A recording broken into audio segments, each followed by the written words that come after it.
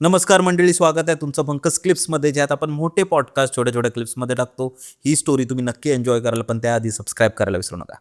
Even मी एका ना मागे एक इन्सिडेंट वाचला होता.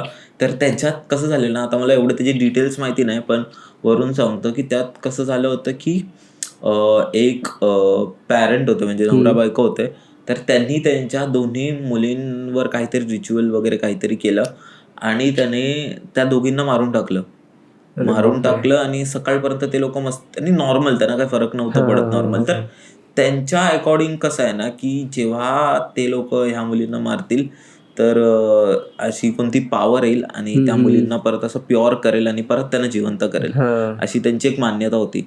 तर सकाळ झाली, सकाळ मला वाटतं नेबर्स वगैरे आले, त्यांचे जे आजूबाजूचे राहणारे लोक होते ते आले, त्यांनी बघितलं, त्यांनी पोलीस कंप्लेंट केली. पोलीस आले आणि पोलिसांनी अरेस्ट करायला स्टार्ट केलं. तेव्हा ते जे नवरा बायको होते ते त्यांनाच ओरडायला लागले पोलिसांना, की ते होतील जिवंत, होतील, परत येणार.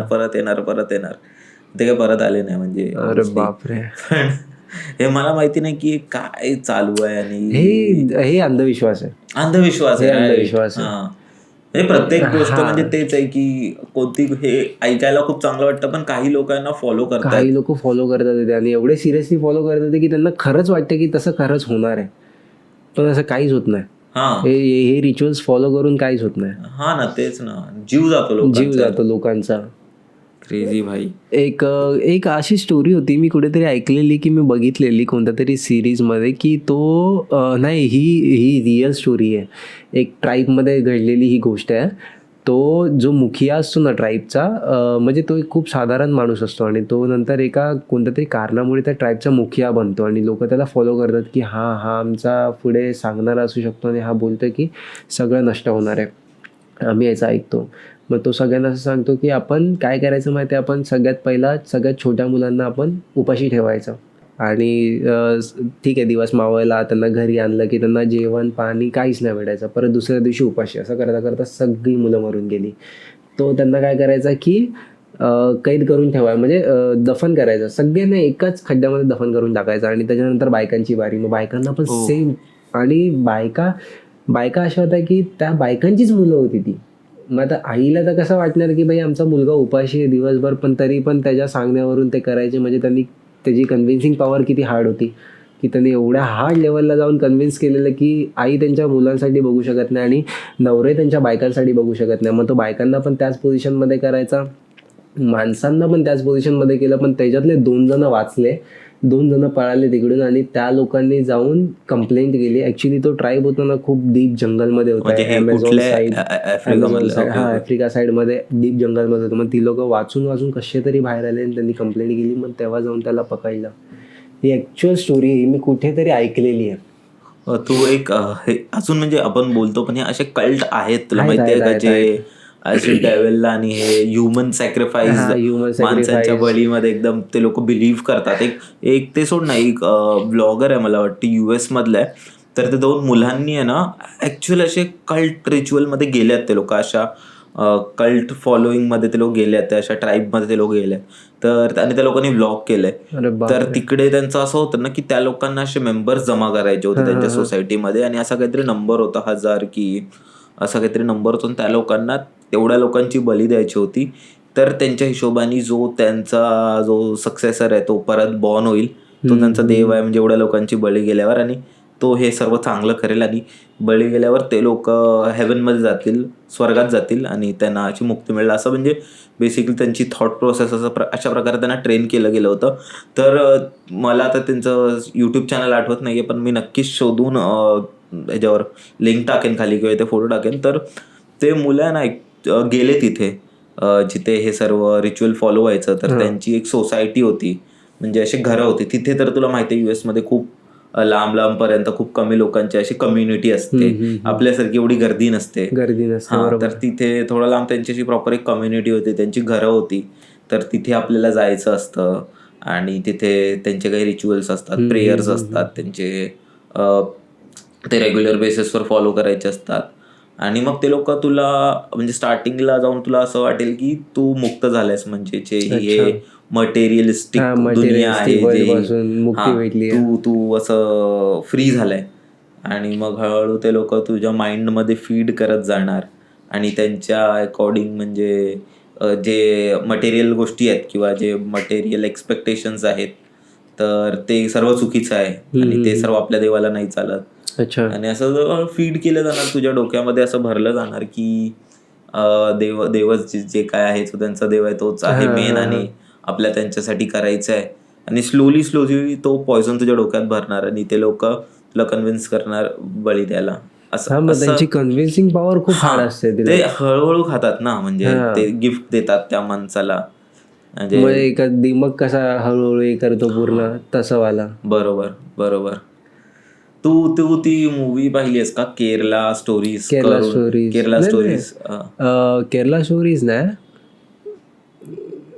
स्टोरीज नाही पाहिली मी, सॉरी नाही पाहिली. तर तिथे पण असंच होतं की त्या मुलींना ऍक्च्युली त्या लोकांना कन्वर्ट करायचं असतं इस्लाममध्ये आणि त्या लोकांना बाहेर घेऊन जायचं असतं. टेररिस्ट असतात, त्यांना त्या मुलींबरोबर लग्न करून त्यांना अफगाणिस्तान त्या सर्व टेररिस्ट देशात घेऊन जायचं असतं. तर ते असं तर घेऊन नाही जाऊ शकत, त्यामुळे त्यांना लग्न वगैरे करावं लागेल. ते लव्ह जिहाद मध्ये खूप बेकार कन्व्हिन्स करतात. म्हणजे ते लोक स्वतःच एक फॅमिली पार्ट बनतात आणि ते लोक स्वतःच एक भांडण लावून देतात रोड मध्ये, त्या मुलीला त्रास देतात. मग अचानक कोणतरी त्यांचाच येतो आणि मग तो बोलतो की ऑल माइटी, आमच्या देवाने तुला वाचवलंय. आणि मग त्या चुकीच्या गोष्टी आहेत, म्हणजे त्या झाल्या नाही पाहिजे. चुकीच्या गोष्टी द्या, असं काहीच नसतं. आणि मग ते लोक तेच कन्व्हिन्स करून म्हणजे एक बिलीफ भरवतात लोकांना. आणि हेच ते कल्ट जेही होत आहे ना, ते तिथे त्याच टाईप मध्ये. ऍक्च्युली असं बोलतात की डेव्हिल त्याची सेना बनवतोय असं तसं, जेव्हा गॉड आणि डेव्हिलची वॉर होणार आहे असं, ती लोक बोलतात, आपण नाही बोलत. आपल्यामध्ये पण असंच आहे की कलिपुरुष त्याची सेना बनवते, म्हणजे हे सगळे जे पापी माणसं आहेत ते सगळे ती लोक त्याची सेना बनत चाललेत. म्हणजे हळूहळू कल्की बघितलाय, कल्कीमध्ये कसं दाखवलंय की माणसांमध्ये काही उरलंच नाही, म्हणजे इमोशन्सच नाही राहिलेत. प्रभासला सोडलं तर, कारण प्रभास तो वेगळा कॅरेक्टर दाखवलाय. बाकीच्या माणसांना बघितलं की त्यांच्यामध्ये काही इमोशन्स नाहीत. ती लोक देवाची नावं पण विसरलेत, देवाची पूजा करणं विसरलेत, देवाचं नाव कोण घेत नाही.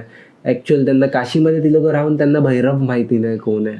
हे असं ऍक्च्युअल होणार पुढे, घोर कलियुग त्याला बोलतात, की लोक देवाचं नाव नाही घेणार, पूजा नाही करणार, काहीच नाही करणार.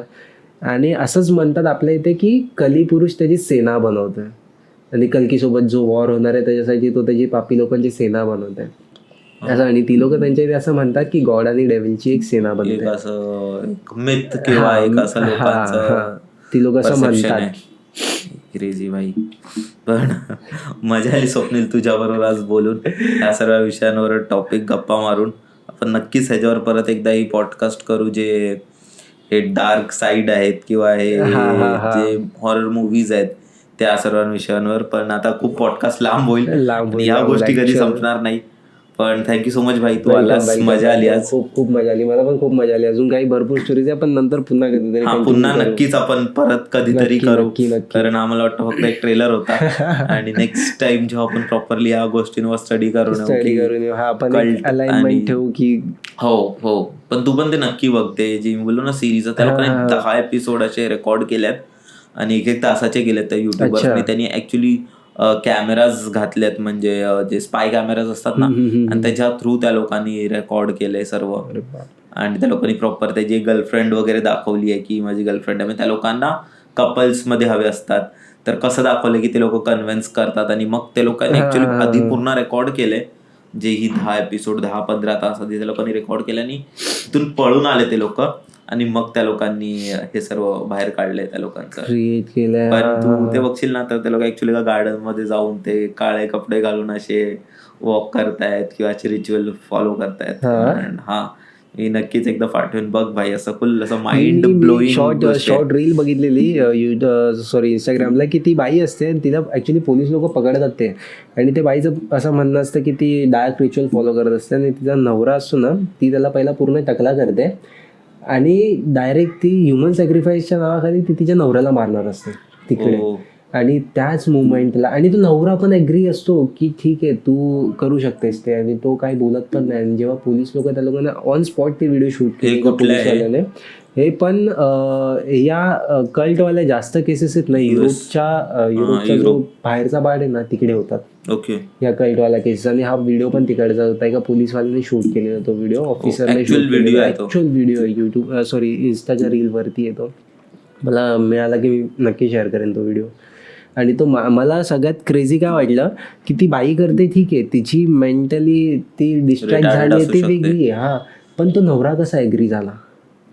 म्हणजे ही लोक एवढ्या हार्ड लेवलला, एवढ्या अप्पर लेवलला जाऊन ही लोक थिंक करत होते की हा या गोष्टी ऍक्च्युअल मध्ये होतात. अरे तिथे खूप क्रेझी होतं मध्ये. मला आठवतंय की आहे ना, आम्ही लाईव्ह मध्ये होतो, लाईव्हवर होतो आणि आपला एक फॉलोअर होता, तो मला वाटतं शिकागो मधून तो जॉईन झाला होता आणि तिथेच आम्ही त्याशी बोलत होतो असंच आणि मजा येत होती. तर त्याला विचारलं, भाई तिथे तर खूप क्रेझी सीन्स असतात, तिथे डार्क वेब आणि तिथे तर म्हणजे व्हायलन्स खूप आहे आणि ते काही कधीही होतं. तो तर एक सेफर साईडला राहतो, पण जनरली त्या कंट्रीजमध्ये वेपन्स वगैरे लिगल असल्यामुळे, ड्रग्स लिगल असल्यामुळे तर खूप चुकीच्या गोष्टी होतात तिथे. मी त्याला जस्ट असं विचारलं, तर असं तुझ्यावर काय झालंय का? तो बोलतोय तसं तर नाही झालंय, पण माझ्याबरोबर एक खूप क्रिपी इन्सिडेंट झाला होता. तर मी विचारलं काय, तर तो बोलतो की जेव्हा मी पहिल्यांदा इथे आलेलो तर शिकागो की कुठेतरी होता, आता मला कंट्री एक्झॅक्टली नाही माहिती, तर मला वाटतं शिकागोच असावं ती सिटी. तर त्याचं असं झालेलं की तो तिथे राहायला गेलेला आणि कुठेतरी फिरायला गेलेला. तर त्या लोकांनी एअरबीएनबी बुक केलं होतं. तिथे एअरबीएनबीचा कल्चर खूप आहे. तर बुक केलं होतं ते लोक, कॅम्पिंग वगैरे केली त्या लोकांनी आजूबाजूला आणि ते लोक रात्री येऊन त्यांच्या घरात थांबलेले. तर कसं झालं ना की ते लोक थांबले वगैरे, त्यांचं सर्व झालं आणि त्यांना रिटर्न जायचं होतं त्यांच्या घरी. तर ते बघितलं की जी घर मालकीन होती ना, तर ती म्हणजे ग्राउंड फ्लोअरला राहायची, म्हणजे पहिला बेस तिचा होता आणि वरचा त्यांनी एअरबीएनबीला दिलं होतं.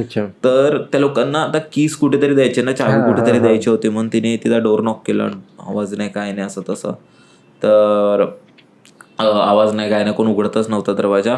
तर ते लोक वाटतं त्या लोकांना एक आवाज आला काहीतरी खालून. तर तिथे तू बघशील ना त्या साईडला असे खाली असे रस्तेही खूप असतात. बेसमेंट त्या लोकांचं एक खूप पॉप्युलर गोष्ट आहे तिथे, बेसमेंट असतात आणि तिथे क्रेझी गोष्ट असतात. हा, तर बेसमेंट असतं, तर त्या लोकांना तिथून आवाज आला. तर ते बेसमेंटमध्ये गेले, कारण त्यांना लेट व्हायचं होतं आणि चावी द्यायची होती. तर बेसमेंटमध्ये गेले, तर सुरुवातीला तर काय आवाज नाही असं तसं. तर खाली खाली गेले ते लोक. तर ती बाई एका बेडवर अशी बसली होती आणि ती ह्यांनाच बघतात, तिने आहे ना डायरेक्ट तिची गन वगैरे काढली आणि ती असं म्हणजे फुल ऍक्शन मोडमध्ये आली. तर ते बोलले, अरे चावी आहे, चावी द्यायची आहे. तर त्यांनी चावी दिली आणि त्यांनी नोटीस केलं की तिथे आहे ना ते लोकांना ते डॉल्स होते, वुडू डॉल्स ते असतात ना, आणि ते बावली वगैरे त्या सर्व गोष्टी होत्या, अशा ब्लॅक मॅजिकचे रिच्युअल्स होते आणि प्रॉपर करून ठेवलेलं ते. हा, आणि ते म्हणजे ते रूम ही खूप डार्क होतं. तर ते बोलले की आम्ही फक्त चावी दिली आणि निघून गेलो. मंडळी, जर तुम्हाला ही स्टोरी आवडली असेल तर डिस्क्रिप्शन मध्ये आम्ही पूर्ण एपिसोडची लिंक टाकलेली आहे, तो चेकआउट करायला विसरू नका. त्यात अशाच प्रकारच्या भरपूर स्टोरीज अवेलेबल आहेत आणि सबस्क्राईब करायला विसरू नका.